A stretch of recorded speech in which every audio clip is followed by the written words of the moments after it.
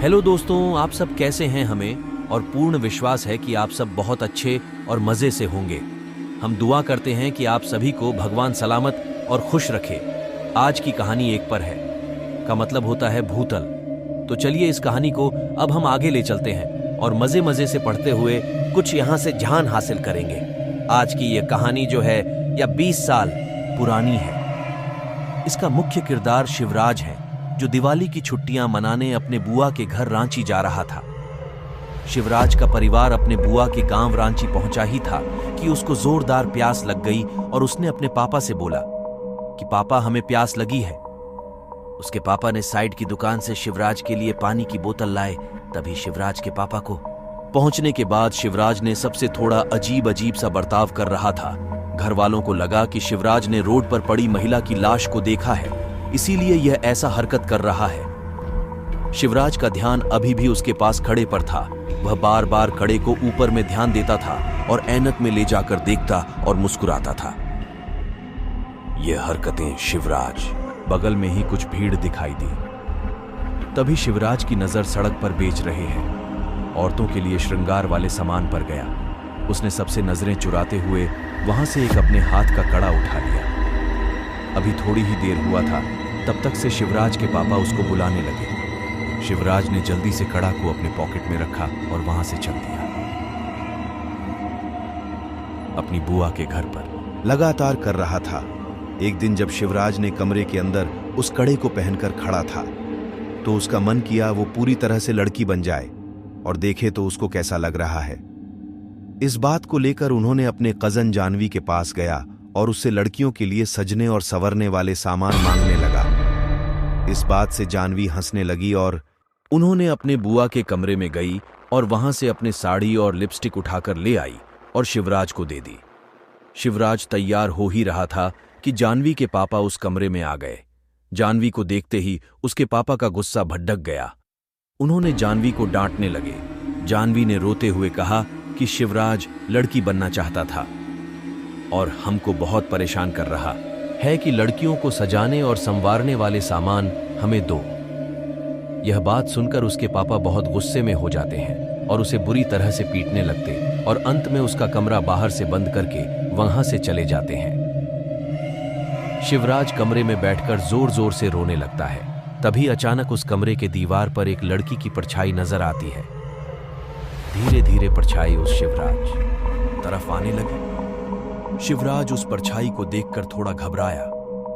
शिवराज कमरे के दरवाजे को जोर जोर से पीटने लगा। किसी भी व्यक्ति ने दरवाजा को नहीं खुला। उसने पीछे मुड़कर देखा तो वहां पर कोई नहीं था। शिवराज अंदर बैठ गया, लेकिन कुछ ही मिनट के बाद उसके बेड के नीचे से एक अजीब तरह की आवाज आने लगी, मनो कोई शिवराज को पुकार रहा हो। शिवराज जैसे ही बेड के नीचे देखता है तो वहां उसी औरत की लाश पड़ी है जिस औरत की लाश को शिवराज रोड पर देखा था। उस लाश को देखने में शिवराज को बहुत ज्यादा डरावना लग रहा था। बेड के नीचे औरत रेंगते हुए शिवराज के पास जैसे ही आई, इतने में शिवराज उस लाश को देखकर बेहोश हो गया। अगले दिन से शिवराज के व्यवहार में परिवर्तन हो गया। अब शिवराज अजीब के व्यवहार में परिवर्तन हो गया। अब शिवराज अजीब तरह का बर्ताव कर रहा था। अपने बुआ की साड़ी पहन रहा था तो कभी लड़कियों का सलवार पहन रहा था। वह दिन भर अपने आप को सजता रहता था। शिवराज एक ही बात बोलते रहता था कि अब उसका नाम सरस्वती है। कभी कभी वह चिल्लाने लगता था, जिससे पूरे घर में सन्नाटा छा जाता था। वह घर के कोने में दुबक कर बैठ जाता था और डरा डरा सा महसूस कर रहा था। एक दिन शिवराज रोते रोते अपने माँ से बोलता है कि मैं सरस्वती हूँ और मुझे हर जगह शैतान नजर आते हैं। माँ, शैतान मुझे आकर मार देंगे। उसने कहा, उस शैतान के पैर उल्टे हैं, हाथ के नाखून बड़े बड़े हैं, हाथों में खून लगा हुआ है। हाथ के नाखून भी बड़े बड़े हैं, चेहरा बिल्कुल काला और मुंह में खून दिखाई दे रहा। ड्रेस क्यों पहन रहा है? इतना श्रृंगार अब क्यों कर रहा है? आखिर बात क्या है कि शिवराज अपने आप को कमरे में बंद कर नाच रहा है? इस बात को लेकर शिवराज के घर वाले बहुत परेशान थे, लेकिन उन सभी को कोई युक्ति नहीं समझ रही थी कि इसको करना क्या है। शिवराज के पापा ज्यादा परेशान हो गए थे शिवराज की हरकतें। उसके फैमिली वाले ने बहुत कोशिश किया शिवराज को समझाने के लिए, लेकिन शिवराज को कुछ समझ में नहीं आ रहा था।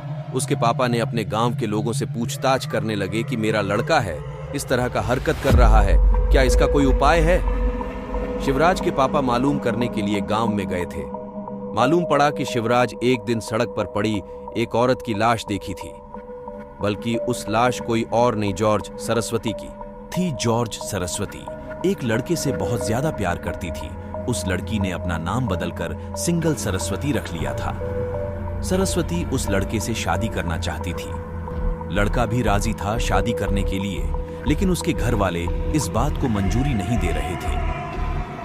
सरस्वती को शादी करना एक बहुत बड़ा पाप था। उसके गांव में हो रहे बदनामी से गांव वाले बहुत गुस्सा थे। गांव वालों और उसके घर वाले ने मिलकर सबके सामने सरस्वती का हत्या कर दिया। इस बात को सुनकर शिवराज के पापा के रोंगटा खड़ा हो गया। उसके पापा को शिवराज के साथ किए गए बर्ताव से बहुत पछतावा हुआ। उनको समझ में आ गया कि मेरा बेटा शिवराज क्यों ऐसा हरकत कर रहा है, और वह शिवराज उस दिन अपने कमरे को बंद कर नाच रहा था। नाचने के दौरान शिवराज को लगा कि शैतान उसको मारने के लिए दरवाजे पर आ गए हैं। वही शैतान थे जिसके उल्टे पैर, बड़ी बड़ी दांतें, हाथ में बड़ी बड़ी नाखून और खून से सना हुआ कपड़ा। इस सारे दृश्य को देखकर शिवराज घबरा गया और जोर जोर से चिल्लाने लगा। आवाज सुनने के बाद घर वाले ने दरवाजे को तोड़ा और अंदर घुसे। शिवराज का शरीर पूरी तरह से अकड़ चुका था। शरीर ठंडा हो गया था उसके। घर वाले ने तुरंत उसे हॉस्पिटल लेकर भागे। डॉक्टर ने बहुत कोशिश किया उसको बचाने के, लेकिन किसी तरह से वो जिंदा बचा। जब शिवराज के पापा ने सबके सामने जॉर्ज की कहानी सुनाई, सभी घर वाले की आंखें नम हो गईं। सभी घर वालों ने जॉर्ज के लिए प्रार्थना किया। शाम के पास में जो हाथ में पहनने वाला कटीडिया आहा था, उस काला को लेकर घर वालों ने जॉर्ज के कब्र के पास में गाटे दिया। धीरे धीरे समय बीत गया। शिवराज बिल्कुल ठीक हो गया। शिवराज को आज सरस्वती के बारे में कुछ भी याद नहीं है, लेकिन समाज में आज भी ऐसे लोग हैं जो प्यार को नहीं समझते हैं और अपने ही पुत्र और पुत्र को हत्या कर देते हैं, जबकि यह बिल्कुल गलत है। इस तरह के घृणकृत अपराध नहीं करना चाहिए।